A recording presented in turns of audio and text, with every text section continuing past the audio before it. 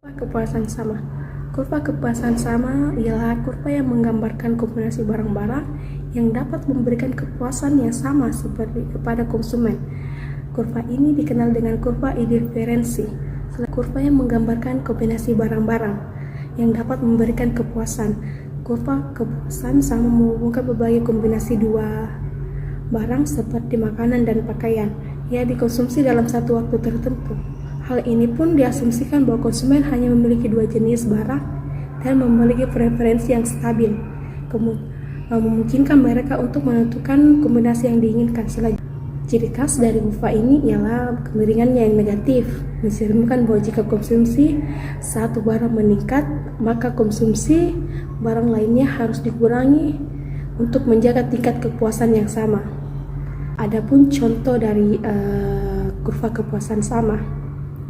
Kurva kepuasan sama menggambarkan berbagai kombinasi konsumsi, misalnya makanan dan pakaian, yang memberikan tingkat kepuasan yang sama kepada konsumen. Dalam tabel yang menggambarkan kurva ini, setiap gabungan A, B, C, D, E, atau F mewakili pilihan dengan tingkat kepuasan yang setara di mana konsumen akan merasa sama puasnya memiliki salah satu dari kombinasi tersebut.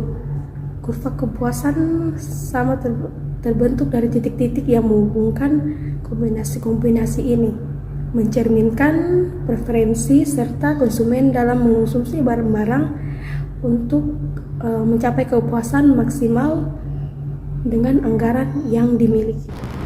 Baik, di sini saya akan menjelaskan tingkat penggantian marginal. Di sini bisa kita lihat ada 3 tabel. Yang pertama gabungan barang, yang kedua makanan, dan yang ketiga pakaian. Di sini kita bisa perhatikan perubahan yang berlaku apabila konsumen menukar gabungan barang yang dikonsumsinya dari gabungan A menjadi gabungan B. Nah, di sini perubahan ini meningkatkan konsumsi pakaian dari 2 unit menjadi 3 unit, dan kenaikan ini dimungkinkan oleh pengurangan konsumsi makanan, dan kita bisa mempertahankan tingkat kepuasan yang dinikmati oleh konsumen. Dan kita perlu ingat setiap gabungan memberikan kepuasan yang sama besarnya, maka kenaikan konsumsi satu unit pakaian harus dibayar dengan pengurangan 3 unit konsumsi makanan. Nah, di sini penggantian ini menggambarkan besarnya pengorbanan ke atas konsumsi suatu barang atau makanan untuk menaikkan konsumsi satu barang lainnya atau pakaian, dan pada waktu yang sama tetap mempertahankan tingkat kepuasan yang diperolehnya. Pengorbanan yang dilakukan tersebut dinamakan tingkat pergantian marginal. Misi perubahan ini adalah gabungan kepada gabungan B. Tingkat penggantian marginalnya adalah 3. Nah, selanjutnya kita bisa perhatikan tingkat penggantian marginal apabila konsumen mengubah konsumsinya dari gabungan B kepada seperti yang ditunjukkan oleh gabungan C. Di sini dapat dilihat bahwa untuk memperoleh 1 unit pakaian dan agar tingkat kepuasannya tidak mengalami perubahan, sebanyak 2 unit makanan harus dikorbankan. Nah, di sini perubahan konsumsi tersebut, maka tingkat penggantian marginalnya adalah 2. Baik, di sini saya akan melanjutkan mengenai tingkat penggantian marginal, yang dimana tingkat penggantian marginal yang semakin kecil ini disebabkan oleh faktor yang pertama itu pada waktu konsumen mempunyai sesuatu barang yang relatif banyak jumlahnya dan barang X yang relatif sedikit jumlahnya. Kemudian diperlukan pengurangan konsumsi yang besar ke atas barang Y untuk memperoleh satu tambahan barang X. Akan tetapi yang kedua ini, semakin banyak barang X yang telah diperoleh, maka semakin dikit pengurangan konsumsi barang Y yang harus dilakukan untuk memperoleh satu barang X. Kurva di mana akibat dari tingkat penggantian marginal yang semakin kecil tersebut, maka kurva kepuasan sama semakin lama semakin kurang kecondongannya, atau bentuk kurva kepuasan sama adalah cekung ke titik nol. Nah, baik, di sini saya akan menjelaskan mengenai kurva kepuasan sama. Jadi, seperti yang kita ketahui bahwa peta kurva kepuasan sama ini adalah sekumpulan kurva kepuasan sama yang memberikan gambaran lebih lengkap mengenai keinginan seorang konsumen untuk mengkonsumsi kombinasi barang. Nah, dalam gambar ini, dalam kurva tersebut, itu ada dua barang. Yang pertama adalah makanan yang berada di sumbu vertikal, kemudian ada pakaian, itu yang berada di sumbu horizontal. Nah, jadi setiap kurva ini mewakili satu tingkat kepuasan tertentu. Semua kombinasi makanan dan pakaian yang terletak pada kurva yang sama itu memberikan kepuasan yang sama kepada konsumen. Jadi kurva yang lebih tinggi dari titik asal bisa dilihat ini ada kurva U1, U2, U3, dan U4. Jadi ini tuh menunjukkan tingkat kepuasan yang lebih besar. Hal itu berarti bahwa konsumen lebih menyukai kombinasi barang yang berada pada kurva yang lebih tinggi.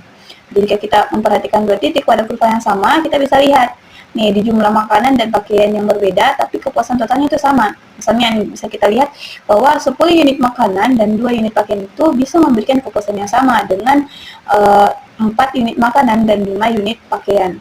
Nah, mengapa hal tersebut terjadi? Karena adanya konsep dasar dari kurva kepuasan sama, di mana konsumen itu dia dapat mengganti satu barang dengan barang lain sambil mempertahankan tingkat kepuasan yang sama. Nah, meskipun jumlah makanan dan pakaian itu berbeda pada dua titik yang berbeda, tetapi nilai kepuasan itu tetap sama. Nah, seperti yang kita ketahui bahwa kepuasan itu adalah pengalaman subjektif. Jadi bagi seorang konsumen tertentu, 10 unit makanan dan 2 unit pakaian itu mungkin memberikan kepuasan yang sama dengan 4 unit makanan dan 5 unit pakaian karena preferensi personal.